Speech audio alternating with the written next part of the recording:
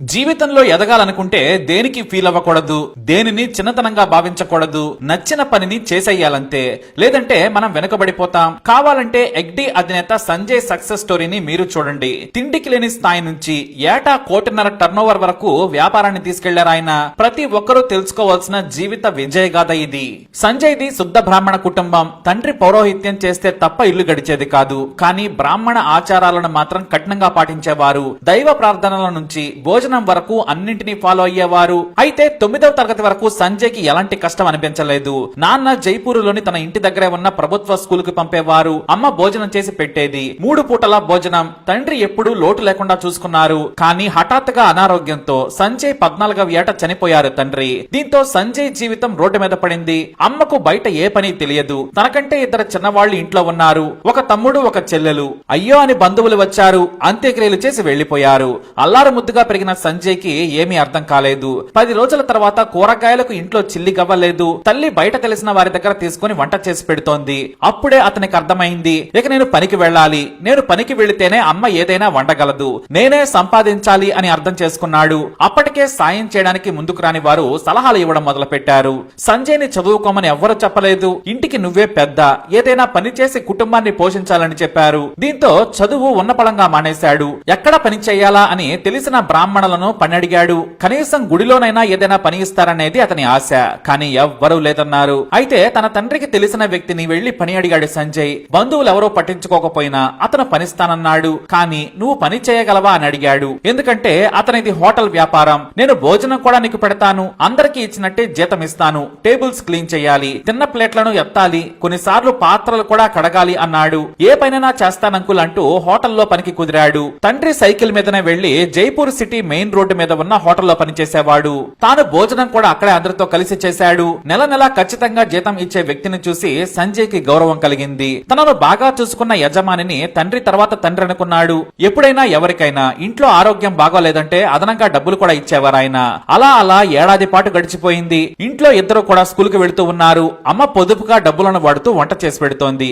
ఆ తర్వాత సొంతంగా పని చేయాలని ఓ చెట్టు కింద టైర్ పంచర్ షాప్ పెట్టుకున్నాడు. అయితే మన కులం వాళ్ళు ఈ పని చేయొద్దు, ఇలాగైతే నీకు పిల్లనెవ్వరూ ఇవ్వరని అంతా భయపెట్టారు. కానీ అన్నం పెట్టని కులం ఎందుకని చిన్నప్పుడే నిలదీశాడు సంజయ్. సైకిల్ పంచర్లు చేస్తే రోజుకు 20 నుంచి 50 రూపాయల వరకు ఆ రోజుల్లో డబ్బులు వచ్చేవి. కానీ దానికంటే హోటల్లో ప్లేట్లు కడిగినప్పుడే ఎక్కువ డబ్బులు వచ్చాయి. అనవసరంగా బయటకు వచ్చానా అనుకున్నాడు సంజయ్. అయితే ఆ తర్వాత స్కూటర్ మెకానిక్ చేద్దాంలే అనుకున్నాడు. కానీ అతని జీవితం ఓ వర్షపు రాత్రి మలుపు తిప్పేసింది.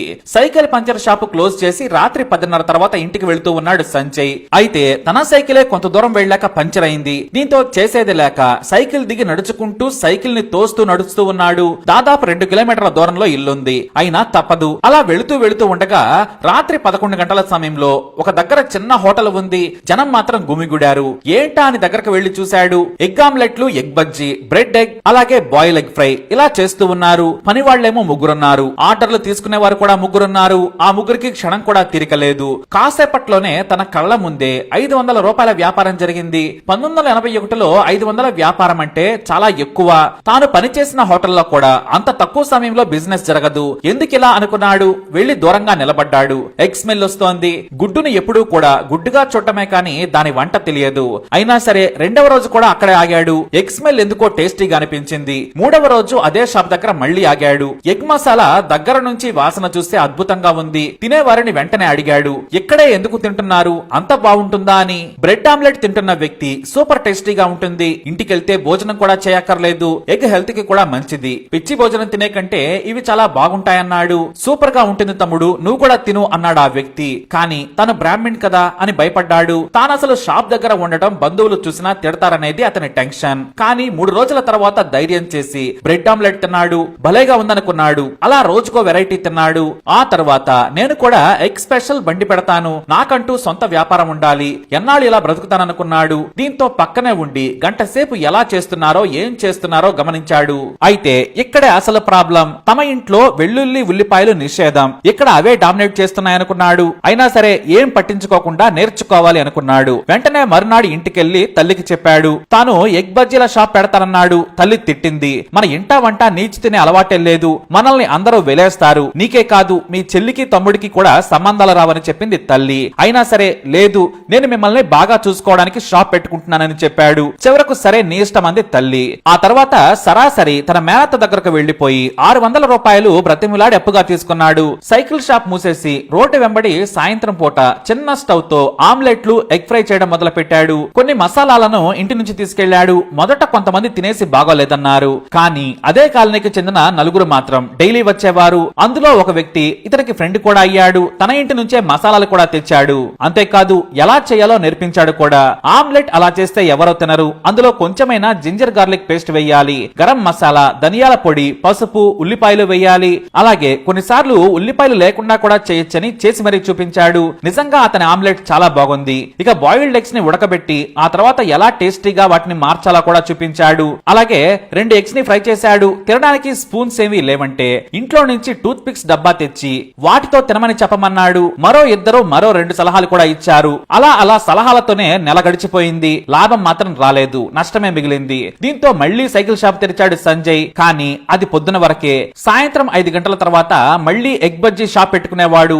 ఆ తర్వాత నెల నుంచి రెగ్యులర్ గా 4 నుంచి 10 మందికి పెరిగారు కస్టమర్స్. ఆ తర్వాత మరో నెలకి పని నుంచి ఆలస్యంగా వెళ్లేవారు కూడా తినేవారు. 3 నెలలు గడిచేసరికి టేస్టీ ఎగ్స్ చేయడం మీద మంచి పట్టు సాధించాడు. అంతేకాదు మిగతా వారి కంటే కూడా భిన్నంగా చేయడం మొదలు పెట్టాడు. ఎగ్ బజ్జీ నుంచి బ్రెడ్ ఎగ్గులు, egg masala, egg bajji, egg బోండాని ఆమ్లెట్ లో చుట్టి ఇవ్వడం, ఇలా 10 రకాల వంటలను చేయడం స్టార్ట్ చేశాడు. ఏడాది నాటికి వ్యాపారం కొలిక్కి వచ్చింది. ఇంకేముంది, తన తమ్ముడిని ఒక పనివాడిని కూడా పెట్టి స్టార్ట్ చేశాడు. 5 ఏళ్లలో ఒక షాపును అద్దెకు తీసుకునేంత డబ్బుని, తన కుటుంబ అవసరాలు తీర్చేంత సంపాదనని సులభంగానే సంపాదించొచ్చు అన్న నమ్మకం కుదిరింది. కాస్త మోడర్న్ గా షాపుని తీర్చిదిద్ది సీట్లు వేసి వెరైటీలు చేశాడు సంజయ్. అలా తన కాళ్ళ మీద తాను నిలబడ్డాడు. నిజంగానే మొదట ఎవరూ పిల్లనివ్వలేదు. కానీ స్కూటర్ కొనే రేంజ్ కి ఎదగగానే నువ్వు చేపల వ్యాపారం చేసినా మాకు సంబంధమే లేదు, మా కూతురిని బాగా చూసుకుంటే చాలని వచ్చి మరీ అమ్మాయినిచ్చారు. ఎంతైనా కులం కంటే మతం కంటే కూడా డబ్బు గొప్పదని మరోసారి తెలుసుకున్నాడు సంజయ్.